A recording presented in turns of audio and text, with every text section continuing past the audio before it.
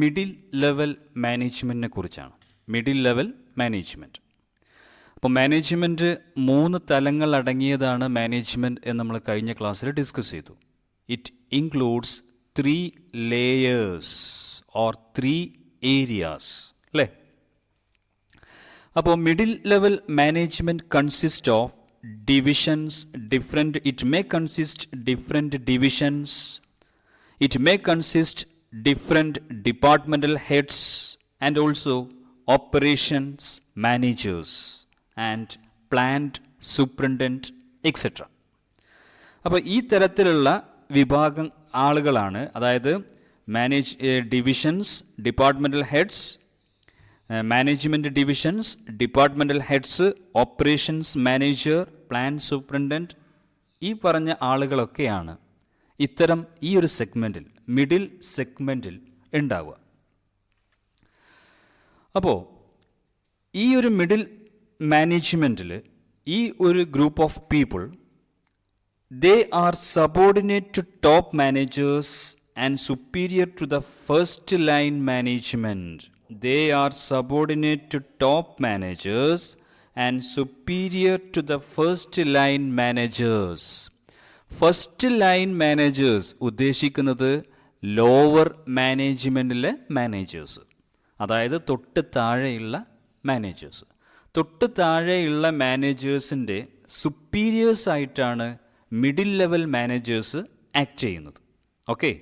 At the same time, they are the subordinates. അവർ subordinates ആണ്, അതായത് ഒരു മെയിൻ മാനേജേഴ്സിൻ്റെ കീഴിലുള്ള ആളുകൾ, അതിനെ നമ്മൾ സബോർഡിനേറ്റ്സ് എന്ന് പറയും. അപ്പോൾ സബോർഡിനേറ്റ്സ് ആണ് അവരുടെ തൊട്ട് മുമ്പിലുള്ള, അവരുടെ തൊട്ട് ഉയർന്ന തലത്തിലുള്ള മാനേജേഴ്സിൻ്റെ സബോർഡിനേറ്റ്സ് ആണ് ഈ മിഡിൽ ലെവൽ മാനേജേഴ്സ്. അപ്പോൾ middle level managers top level managers പറഞ്ഞ ഇൻസ്ട്രക്ഷൻസ്, അവരുടെ ഗൈഡ് ലൈൻസ്, അവർ ഫ്രെയിം ചെയ്ത പോളിസികൾ, ഇതൊക്കെ തന്നെ ആസ് ഇറ്റ് ഈസ് ഇംപ്ലിമെൻ്റ് ചെയ്യാനുള്ള ബാധ്യത, ആ ഒരു ഡ്യൂട്ടി ആർക്കുണ്ട്? മിഡിൽ ലെവൽ മാനേജേഴ്സിനുണ്ട്. അപ്പോൾ ടോപ്പ് ലെവൽ മാനേജേഴ്സ് എന്തൊക്കെ ഇൻസ്ട്രക്ഷൻസ് തരുന്നോ, എന്തൊക്കെ ഗൈഡ് ലൈൻസുകൾ തരുന്നോ, അതൊക്കെ as it is middle level managers implement ചെയ്തേ പറ്റൂ. അല്ലെങ്കിൽ അതിന് എഗെയിൻസ്റ്റ് ആയിട്ട് നിൽക്കാനുള്ള ഒരു പവറും മിഡിൽ ലെവൽ മാനേജേഴ്സിനില്ല. അവർക്ക് വേണമെങ്കിൽ അഭിപ്രായം പറയാം എന്ന് മാത്രമേ ഉള്ളൂ, പക്ഷേ ടോട്ടലി ഓവറോൾ അവർ അത് ആസ് ഇറ്റ് ഈസ് ഇംപ്ലിമെൻ്റ് ചെയ്തിരിക്കണം. ആൻഡ് പിന്നെ പറഞ്ഞത്, ഈ ഫസ്റ്റ് ലൈൻ മാനേജേഴ്സ് അല്ലെങ്കിൽ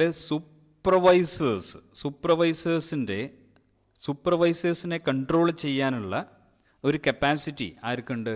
മിഡിൽ ലെവൽ മാനേജേഴ്സിനുണ്ട്. അപ്പോൾ ചുരുക്കി പറഞ്ഞാൽ, they act as a link between top level managers and lower level managers. Top level മാനേജേഴ്സും ലോവർ ലെവൽ മാനേജേഴ്സിൻ്റെയും ഇടയിലുള്ള ഒരു ലിങ്കായിട്ട് അവർ പ്രവർത്തിക്കുന്നു, ആക്ട് ചെയ്യുന്നു. They act as a link between these 2 layers. Which one that? Top and lower. Top and lower. അപ്പോൾ top level managers തരുന്ന ഇൻസ്ട്രക്ഷൻസ് കുട്ടികൾ കാണുന്നുണ്ടോ? ടോപ്പ് ലെവൽ മാനേജേഴ്സ് തരുന്ന ഇൻസ്ട്രക്ഷൻസ്, ആ ഏരോ മാർക്ക് നോക്ക്. ഇൻസ്ട്രക്ഷൻസ് മുകളിൽ നിന്ന് വരികയാണ്, ടോപ്പ് ലെവൽ മാനേജേഴ്സ് എന്ന്. ഈ ഇൻസ്ട്രക്ഷൻസൊക്കെ തന്നെ സ്വീകരിക്കുന്നത് മിഡിൽ ലെവൽ മാനേജേഴ്സാണ്. അപ്പം ഇൻസ്ട്രക്ഷൻസിൻ്റെ തൊട്ട് താഴെ നിങ്ങൾക്ക് കാണാൻ പറ്റും, മിഡിൽ ലെവൽ മാനേജേഴ്സിനെ കാണാൻ പറ്റും. ഈ ഒരു ഡിസ്പ്ലേ നിങ്ങൾ ശ്രദ്ധിക്കണം. ആ മിഡിൽ ലെവൽ മാനേജേഴ്സ് ഇൻസ്ട്രക്ഷൻസുകളും പിന്നെ മറ്റുള്ള ഡയറക്ഷൻസും കമാൻഡ്സുകളും ഒക്കെ തന്നെ അവർ സ്വീകരിക്കുന്നു. എന്നിട്ട് അത് അനലൈസ് ചെയ്യുന്നു. എന്നിട്ടത് പ്രോപ്പറായ രീതിയിൽ ഇംപ്ലിമെൻറ്റ് ചെയ്യാനുള്ള ഡയറക്ഷൻസ് ലോവർ ലെവൽ പീപ്പിളിന് നൽകുന്നു. അങ്ങനെ ലോവർ ലെവൽ പീപ്പിൾ ഇത് ഇംപ്ലിമെൻറ്റ് ചെയ്യാൻ അവർ ബാധ്യസ്ഥരാണ്. Because it is given by middle level managers. അപ്പോൾ മിഡിൽ ലെവൽ മാനേജേഴ്സ് സൂപ്പർവൈസേഴ്സിൻ്റെ തൊട്ട് മുമ്പിലുള്ള കാറ്റഗറി ആയതുകൊണ്ട് തന്നെ അവർ തന്ന ഇൻസ്ട്രക്ഷൻസ് അവർ ചെയ്തേ പറ്റൂ. ഈ ഒരു അറേഞ്ച്മെൻറ്റിലാണ്. അപ്പോൾ നേരത്തെ പറഞ്ഞു ഞാൻ കഴിഞ്ഞ ക്ലാസ്സിൽ നമ്മൾ ടോട്ടൽ മാനേജ്മെൻറ്റ് ആക്ടിവിറ്റീസ് ഒരു പിരമിഡ് സ്റ്റൈലിൽ, ഒരു പിരമിഡ് രീതിയിൽ നമ്മൾ അസ്യൂം ചെയ്യുകയാണെങ്കിൽ ടോപ്പ് ലെവലിൽ നിന്ന് കിട്ടുന്ന കാര്യങ്ങളൊക്കെ തന്നെ മിഡിൽ ലെവൽ മാനേജേഴ്സ് ആക്സെപ്റ്റ് ചെയ്തിട്ട് അത് നടപ്പിൽ വരുത്താൻ ലോവർ ലെവലിലൂടെ അത് ആര് നടപ്പിൽ വരുത്തുന്നു? മിഡിൽ ലെവൽ മാനേജേഴ്സ് നടപ്പിൽ വരുത്തുന്നു. അപ്പോൾ ഇതാണ് ഇതിൽ സംഭവിക്കുന്ന ഒരു മിഡിൽ ലെവൽ മാനേജ്മെൻറ്റ് ചെയ്യുന്ന കാര്യങ്ങൾ. ക്ലിയർ അല്ലേ? അപ്പം ഈ ഒരു ഡിസ്പ്ലേ നിങ്ങൾ ശരിക്കും ശ്രദ്ധിക്കുക. മൊത്തം ഒരു പിരമിഡ് രീതിയിൽ നമ്മൾ ആക്ടിവിറ്റീസിനെ കൺസിഡർ ചെയ്തു. അതിന് 3 തലങ്ങളുണ്ട്. ഇപ്പം നമ്മൾ ചർച്ച ചെയ്യുന്നത് മിഡിലുള്ള മാനേജ്മെൻ്റാണ്. Middle level management. Middle level മാനേജ്മെൻറ്റിലെ പ്രവർത്തനമാണ് ഞാനിപ്പോൾ ഈ ഡിസ്പ്ലേയിൽ കാണിച്ചത്. ക്ലിയർ? ഇനി ഈ മിഡിൽ ലെവൽ മാനേജ്മെൻറ്റിൻ്റെ ആ ഒരു ഓർഗനൈസേഷനിൽ ഒരു ഓർഗനൈസേഷൻ അല്ലെങ്കിൽ ഒരു ബിസിനസ് യൂണിറ്റിൽ ഒരു മിഡിൽ ലെവൽ മാനേജ്മെൻറ്റിൻ്റെ ഒരു രൂപം ഞാൻ നേരത്തെ പറഞ്ഞു. It consist of different departments or it consist of different divisions എന്ന് ഞാൻ തൊട്ട് മുമ്പ് പറഞ്ഞു അല്ലേ? അപ്പോൾ അതെങ്ങനെയെന്നുള്ളതൊന്നുകൂടി നോക്കാം. നോക്കാം നിങ്ങൾ. ജനറൽ മാനേജർ എന്ന് പറഞ്ഞാൽ ആ ഒരു മാനേജർ ഏത് തലത്തിലാണ് വരിക? ടോപ്പ് ലെവൽ തലത്തിലാണ് വരിക. അപ്പോൾ ടോപ്പ് ലെവൽ തലത്തിൽ വരുന്ന ജനറൽ മാനേജേഴ്സിൽ നിന്നും അല്ലെങ്കിൽ അവരുടെ കീഴിലാണ് ആര് വർക്ക് ചെയ്യുന്നത്? പർച്ചേസ് ഡിപ്പാർട്ട്മെൻറ്റ് ഇൻക്ലൂഡ് ചെയ്യുന്നത്. Purchase department, production department and marketing department. അപ്പോൾ പർച്ചേസ് ഡിപ്പാർട്ട്മെൻറ്റും പ്രൊഡക്ഷൻ ഡിപ്പാർട്ട്മെൻറ്റും മാർക്കറ്റിംഗ് ഡിപ്പാർട്ട്മെൻറ്റും ഇത് ഞാനൊരു എക്സാമ്പിളായിട്ട് നിങ്ങളുടെ മുന്നിൽ പറയുകയാണ്. അപ്പോൾ ഒരു സ്ഥാപനമായിട്ട് ഇതിനെ കൺസിഡർ ചെയ്യുക. ഇങ്ങനെയാണെങ്കിൽ ഈ സ്ഥാപനത്തിലെ ജനറൽ മാനേജറിൻ്റെ മുകളിൽ വേറെ കുറേ ആളുകളുണ്ട് കേട്ടോ. Chief executive officer, managing directors, ഈ പറഞ്ഞ കാറ്റഗറി ഒക്കെ തന്നെ എവിടെ വരും? ടോപ്പ് ലെവൽ നിങ്ങളെ മനസ്സിലേക്ക് വരണം. അത് ജനറൽ മാനേജറിൻ്റെ തൊട്ട് മുമ്പിൽ, ജനറൽ മാനേജർ ആൻഡ് അതിന് മുകളിലേക്ക്, അത് ടോപ്പ് ലെവലാണ്. ആ ടോപ്പ് ലെവലിൽ നിന്ന് കിട്ടുന്ന ഇൻസ്ട്രക്ഷൻസ് എവിടേക്കാണ് വരുന്നത്? മിഡിൽ ലെവൽ മാനേജേഴ്സിലേക്കാണ് വരുന്നത്.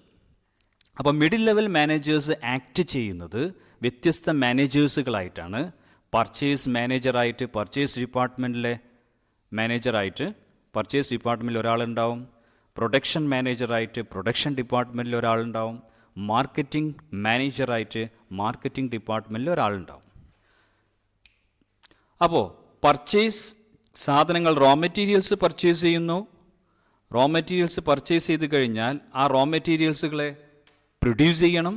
അപ്പോൾ പ്രൊഡക്ഷൻ ഡിപ്പാർട്ട്മെൻറ്റ് മാനേജറാണ് അതിൻ്റെ ഇൻചാർജ്. ഈ പ്രൊഡക്ഷൻ ഡിപ്പാർട്ട്മെൻറ്റിൽ കുറേ പീപ്പിളുകൾ ഉണ്ടാവും. പർച്ചേസ് ഡിപ്പാർട്ട്മെൻറ്റിൽ കുറേ പീപ്പിളുകൾ ഉണ്ടാവും. മാർക്കറ്റിംഗ് ഡിപ്പാർട്ട്മെൻറ്റിലും കുറേ മെമ്പേഴ്സുകളുണ്ടാവും. ഈ മെമ്പേഴ്സിനൊക്കെ തന്നെ പല മാനേജേഴ്സ് ഡയറക്റ്റ് ചെയ്യും. ഓക്കെ. അപ്പോൾ ജനറൽ മാനേജറും അതിന് തൊട്ട് മുമ്പിലുള്ള ആ ഒരു തസ്തികകൾ ഒക്കെ തന്നെ ടോപ്പ് ലെവലിലാണ് വരിക. ഓക്കെ, ടോപ്പ് ലെവൽ, അവിടെയാണ് ടോപ്പ് ലെവൽ ജനറൽ മാനേജർ മാത്രമല്ലിട്ടുള്ളത്. ഞാൻ ഇതൊരു എക്സാമ്പിളായിട്ട് പറയുമ്പം അവിടെ ടോപ്പ് ലെവൽ പീപ്പിളിനെ കുറിച്ച് ഞാൻ പറയുന്നില്ല. ഓക്കെ. മിഡിൽ ലെവൽ ഈ ഒരു ഏരിയയാണ് മിഡിൽ ലെവൽ. കുട്ടികൾ കാണുന്നുണ്ടാവും, ഈ ഒരു ഏരിയയാണ് മിഡിൽ ലെവൽ. അപ്പോൾ ഈ ഡോട്ടഡ് ലൈൻ, അതായത് ജനറൽ മാനേജറിൻ്റെ തൊട്ട് താഴെ ഈ ഒരു ഡോട്ടഡ് ഏരിയയാണ് ആക്ച്വലി മിഡിൽ ലെവലായിട്ട് നമ്മൾ കൺസിഡർ ചെയ്യുന്നത്. മിഡിൽ ലെവലിൽ പർച്ചേസ് മാനേജറുടെ കീഴിൽ ഒരുപാട് മെമ്പേഴ്സ്, അത് മൊത്തം പർച്ചേസ് ഡിപ്പാർട്ട്മെൻറ്റ്. പ്രൊഡക്ഷൻ മാനേജറുടെ കീഴിൽ പ്രൊഡക്ഷൻ ആൻഡ് മാർക്കറ്റിംഗ് മാനേജറുടെ കീഴിൽ കുറേ ആളുകൾ മാർക്കറ്റിങ്ങിൽ. ഈ ഒരു രീതിയാണ് നമ്മൾ ചെയ്യേണ്ടത്. അപ്പോൾ പർച്ചേസ് ചെയ്ത സാധനങ്ങൾ പ്രൊഡ്യൂസ് ചെയ്ത സാധനങ്ങളെ മാർക്കറ്റ് ചെയ്യണം. It should be marketed. Clear അല്ലേ? ഓക്കെ, അപ്പോൾ ഇതിന് തൊട്ട് താഴെയുള്ള ലെയറാണെന്ത്? Lower level. ഇതാണ് ലോവർ ലെവലിൽ വരിക. അപ്പോൾ ക്ലിയറായി എന്ന് ഞാൻ കരുതുന്നു. ഈ പറഞ്ഞ കാര്യങ്ങളൊക്കെ തന്നെ നിങ്ങൾ നോട്ട് ചെയ്യണം. നോട്ട് ചെയ്തതിന് ശേഷം കാര്യങ്ങൾ മനസ്സിലാക്കി വെക്കുക. എങ്കിൽ തന്നെ നിങ്ങളെ മൈൻഡിലേക്ക് ഇതൊക്കെ തന്നെ നിങ്ങൾക്ക് ഗ്രഹിക്കാൻ പറ്റുള്ളൂ. അപ്പം കാര്യങ്ങൾ കേട്ടാൽ മാത്രം പോരാ, കേട്ട സംഗതികൾ മനസ്സിലാക്കിയതിന് ശേഷം നോട്ട് ചെയ്യും വേണം. ഇനി നമുക്ക് ചർച്ച ചെയ്യാനുള്ളത് ഫങ്ഷൻസ് ഓഫ് മിഡിൽ മാനേജ്മെൻ്റ് ആണ്. Functions of middle management. Functions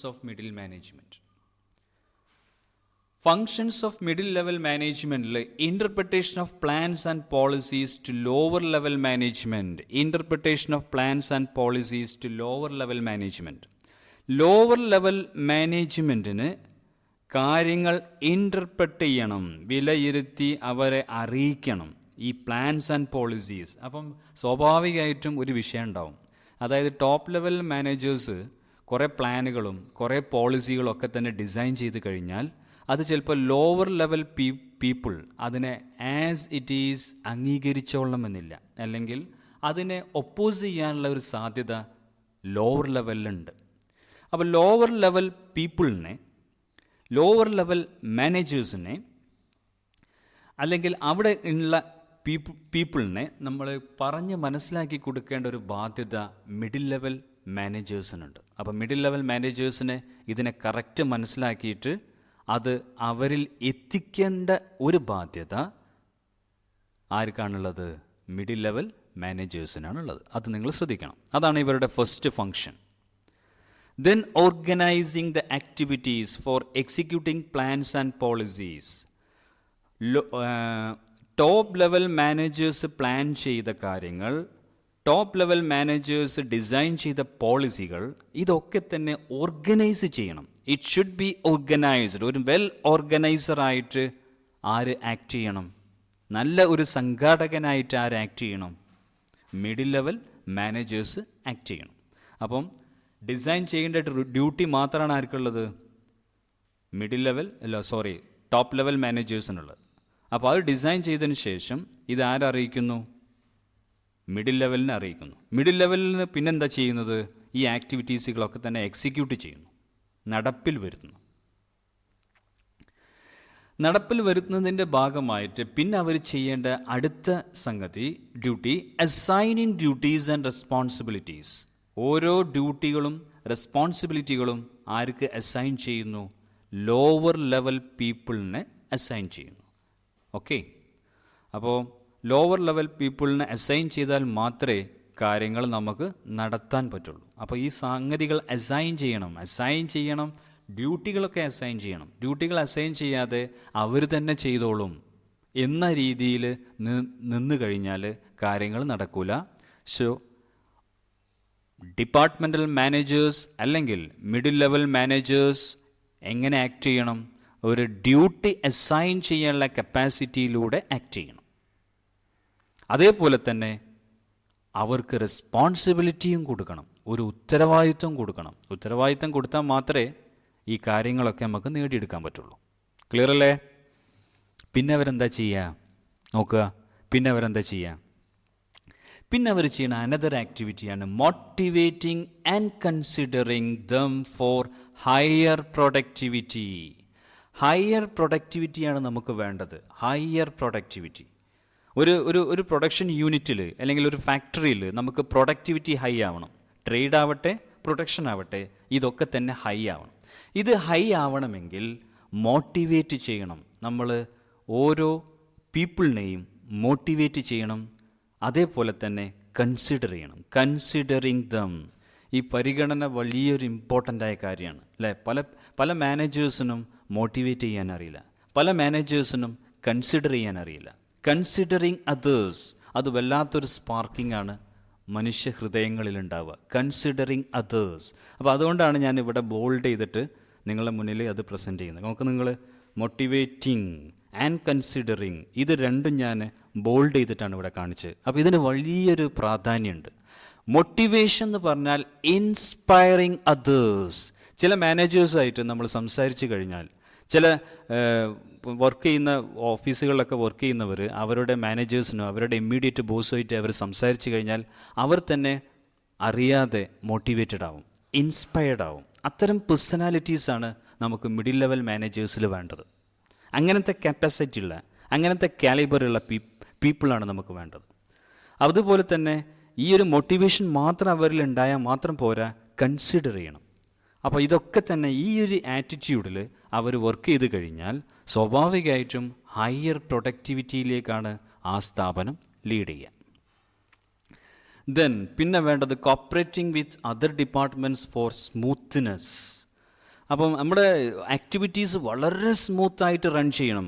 നമ്മുടെ ബിസിനസ് ആക്ടിവിറ്റീസ് വളരെ സ്മൂത്തായിട്ട് റൺ ചെയ്യണമെങ്കിൽ വ്യത്യസ്ത ഡിപ്പാർട്ട്മെൻറ്റുകൾ ഞാൻ നേരത്തെ പറഞ്ഞു, പ്രൊഡക്ഷൻ ഡിപ്പാർട്ട്മെൻ്റ് ഉണ്ട്, പർച്ചേസ് ഡിപ്പാർട്ട്മെൻ്റ് ഉണ്ട്, മാർക്കറ്റിംഗ് ഡിപ്പാർട്ട്മെൻറ്റ്. പർച്ചേസ് ഡിപ്പാർട്ട്മെൻറ്റിന് പ്രൊഡക്ഷൻ ഡിപ്പാർട്ട്മെൻറ്റിനെ കണ്ടുകൂടാത്തൊരവസ്ഥ വരാൻ പാടില്ല. മാർക്കറ്റിംഗ് ഡിപ്പാർട്ട്മെൻറ്റിന് പ്രൊഡക്ഷൻ ഡിപ്പാർട്ട്മെൻറ്റിനെ കാണാൻ അവസ്ഥ ഉണ്ടാവാൻ പാടില്ല. അപ്പം ഇതൊക്കെ തന്നെ ഒരു മ്യൂച്വൽ അണ്ടർസ്റ്റാൻഡിങ്ങിലൂടെ പോകണം. അപ്പോൾ പർച്ചേസ് മാനേജർ ആവട്ടെ, പ്രൊഡക്ഷൻ മാനേജർ ആവട്ടെ, മാർക്കറ്റിംഗ് മാനേജർ ആവട്ടെ, ഇവർ മൂന്നും അങ്ങോട്ടും ഇങ്ങോട്ടും കീരിയും പാമ്പും പോലെ കൊത്തിക്കളിക്കാൻ പറ്റില്ല എന്നർത്ഥം. അവർ നല്ല പരസ്പരം സഹകരണത്തോടെ ഒരു കോപ്പറേഷൻ വിത്ത് അതർ ഡിപ്പാർട്ട്മെൻറ്റ്സ്. അപ്പം say for example purchase department പറയാണ് ഇനി അധികം പ്രൊഡ്യൂസ് കൂടുതൽ പ്രൊഡക്ഷൻ നടത്തുകയാണെങ്കിൽ നമുക്ക് അതിനനുസരിച്ച് അടുത്ത മെറ്റീരിയൽസ് പർച്ചേസ് ചെയ്യാൻ കഴിയില്ല, നമുക്ക് മാർക്കറ്റിൽ റോ മെറ്റീരിയൽസിൻ്റെ ഷോർട്ടേജ് ഉണ്ട്. ഈ ഒരു ഇൻഫർമേഷൻ പ്രൊഡക്ഷൻ ഡിപ്പാർട്ട്മെൻറ്റിലെ മാനേജർ അറിയിച്ചു കഴിഞ്ഞാൽ അപ്പം അതൊന്ന് സ്ലോ ആക്കാനുള്ള ആ ഒരു കപ്പാസിറ്റി പ്രൊഡക്ഷൻ മാനേജർക്ക് ഉണ്ടാവണം. പ്രൊഡക്ഷൻ മാനേജർ അത് സ്ലോ ആക്കി കഴിഞ്ഞാൽ മാർക്കറ്റിംഗ് മാനേജർക്ക് പ്രോബ്ലം ആവും. മാർക്കറ്റിംഗ് മാനേജറുടെ ഡ്യൂട്ടി എന്താ? ഈ പ്രൊഡ്യൂസ് ചെയ്ത കംപ്ലീറ്റ് സംഗതികളും മാർക്കറ്റ് ചെയ്യുകയാണ്. മാർക്കറ്റിൽ ഡിമാൻഡ് ഉണ്ടാവും, മാർക്കറ്റിൽ കുറേ ഓർഡേഴ്സുകൾ ഉണ്ടാവും. അപ്പോൾ മാർക്കറ്റിലേക്ക് ഇത് എത്തിക്കണമെങ്കിൽ പ്രൊഡ്യൂസ് ചെയ്ത പ്രൊഡക്റ്റ് ഗോഡൗണിൽ ഉണ്ടാവണം. അപ്പോൾ ഗോഡൗണിൽ കുറയ്ക്കാൻ വേണ്ടി ഒരു ഇൻസ്ട്രക്ഷൻ പർച്ചേസ് ഡിപ്പാർട്ട്മെൻറ്റ് കൊടുക്കുമ്പോൾ അതിനനുസരിച്ച് കുറച്ച് കഴിഞ്ഞാൽ മാർക്കറ്റിംഗ് ഡിപ്പാർട്ട്മെൻറ്റിന് പ്രയാസമായിരിക്കും. അപ്പോൾ ചുരുക്കി പറഞ്ഞാൽ ഈ 3 ഡിപ്പാർട്ട്മെൻറ്റുകളും നല്ലൊരു കോപ്പറേറ്റീവ് മൈൻഡോട് കൂടി പോകണം, എങ്കിലേ സ്ഥാപനത്തിൽ സ്മൂത്ത്നെസ്. അപ്പോൾ ഈ സ്മൂത്ത്നെസ് എന്ന് പറഞ്ഞാൽ വലിയൊരു സംഭവമാണ്. ഒരു ഹാർമണി അല്ലെങ്കിൽ ഒരു സ്മൂത്ത്നെസ് സ്ഥാപനത്തിൽ ഉണ്ടായിക്കഴിഞ്ഞാൽ വല്ലാത്തൊരു രീതിയിൽ നമുക്ക് സ്ഥാപനത്തിനെ കൊണ്ടുപോകാൻ പറ്റും. പല സ്ഥാപനങ്ങളിലുള്ള പ്രശ്നങ്ങളും ഈ സ്മൂത്ത്നെസ് ഇല്ലായ്മയാണ്. ഇതിനൊരുപാട് കാരണങ്ങളുണ്ട്. ഈഗോസുകൾ, പരസ്പരം കണ്ടുകൂടാൻ പറ്റാത്ത അവസ്ഥ, ഒരുപാട് വിഷയങ്ങൾ. പിന്നെ വർക്കേഴ്സിൻ്റെ ഇടയിൽ തന്നെ കുറേ ഈഗോസുകൾ, വർക്കേഴ്സിൻ്റെ ഇടയിൽ തന്നെ കുറേ പ്രയാസങ്ങൾ, പ്രശ്നങ്ങൾ, പരിഭവങ്ങൾ. അപ്പോൾ ഇതൊക്കെ തന്നെ മാറ്റിയിട്ട് നല്ലൊരു രീതിയിൽ കൊണ്ടുപോകാനുള്ള കപ്പാസിറ്റി മാനേജേഴ്സിന് ഉണ്ടാവണം, എങ്കിലേ നമുക്ക് സ്മൂത്ത്നെസ് കൊണ്ടുവരാൻ പറ്റും. നെക്സ്റ്റ് നിങ്ങൾ നോക്കുക, കളക്ടിങ് റിപ്പോർട്ട്സുകൾ അവർ കളക്ട് ചെയ്യുന്നു, സ്റ്റാറ്റിസ്റ്റിക്കൽ ഇൻഫർമേഷൻസ് അവർ ഉണ്ടാക്കുന്നു. ഇതൊക്കെ തന്നെ ടോപ്പ് ലെവൽ മാനേജേഴ്സിന് ഫോർവേഡ് ചെയ്യുന്നു. അപ്പോൾ എന്തൊക്കെയാണ് സ്ഥാപനത്തിൻ്റെ പൾസ്? ഈ പൾസ് അവരാരറിയണം? ഈ പൾസുകളൊക്കെ തന്നെ മിഡിൽ ലെവൽ മാനേജേഴ്സ് അറിയണം. ഈ സ്ഥാപനത്തിൻ്റെ അവസ്ഥ എന്താണെന്നുള്ളത് കുറേ ഇൻഫർമേഷൻസും റിപ്പോർട്ട്സുകളും അവരൊക്കെ ഉണ്ടാക്കണം. അതൊക്കെ ആരിലൂടെയാണ് അവർ അറിയുന്നത്? സൂപ്പർവൈസേഴ്സിലൂടെയാണ് അറിയുന്നത്. കാരണം സൂപ്പർവൈസേഴ്സാണ് ശരിക്ക് വർക്കേഴ്സുമായിട്ട് ഡയറക്റ്റ് ലിങ്ക് ആവുന്ന ആൾ. പിന്നെ അതർ റെക്കമെൻഡേഷൻ. അപ്പോൾ എന്തൊക്കെയാണ് ഇനി നെക്സ്റ്റ് റെക്കമെൻഡേഷൻ ടു ടോപ്പ് ലെവലിലേക്ക് ചില ഉയർന്ന റെക്കമെൻഡേഷൻസുകളൊക്കെ തന്നെ ഇവർ പ്രൊവൈഡ് ചെയ്യും. കാരണം ഇവർക്ക് ഈ സ്ഥാപനത്തിൻ്റെ ടോട്ടൽ പൾസ് അറിയാം, ഈ സ്ഥാപനത്തിൻ്റെ ഈ അവസ്ഥ എന്താ എന്ന് അവർക്ക് അറിയാൻ പറ്റും. അതുകൊണ്ട് തന്നെ പല റെക്കമെൻഡേഷൻസും ടോപ്പ് ലെവലിലേക്ക് കൊണ്ടുപോകാൻ പറ്റും. ഓക്കെ, അപ്പോൾ ഇത്രയാണ് ഇനി നിങ്ങളുമായിട്ട് എനിക്ക് ഈ ഒരു ക്ലാസ്സിൽ ഷെയർ ചെയ്യാനുള്ളത്. ഇനി നെക്സ്റ്റ് എപ്പിസോഡ് വീണ്ടും വരും. അടുത്ത ഭാഗം നമുക്ക് ചർച്ച ചെയ്യാനുണ്ട്. അപ്പം നിങ്ങൾ ചെയ്യേണ്ടത് ഇപ്പം ഞാൻ പറഞ്ഞ കാര്യങ്ങളൊക്കെ തന്നെ നോട്ട് ചെയ്ത കാര്യങ്ങളൊക്കെ തന്നെ ഇന്ന് തന്നെ പഠിച്ചു വെക്കുക. എന്നിട്ടാണ് അടുത്തതിലേക്ക് നിങ്ങൾ വരേണ്ടത്. ആ ഒരു രീതി നിങ്ങൾ ഫോളോ ചെയ്താൽ മാത്രമേ നമുക്ക് ഈ ഒരു രീതിയിലൂടെ മുന്നോട്ട് പോകാൻ പറ്റുള്ളൂ. അപ്പോൾ ഈ കാര്യങ്ങളൊക്കെ തന്നെ നിങ്ങൾ ശ്രദ്ധിക്കാം. ഓക്കെ, അപ്പോൾ ഒരു മെസ്സേജോട് കൂടിയാണ് ഞാൻ ഈ എപ്പിസോഡ് അവസാനിപ്പിക്കുന്നത്. The message: attitude is the foundation of success. A student must follow a good attitude.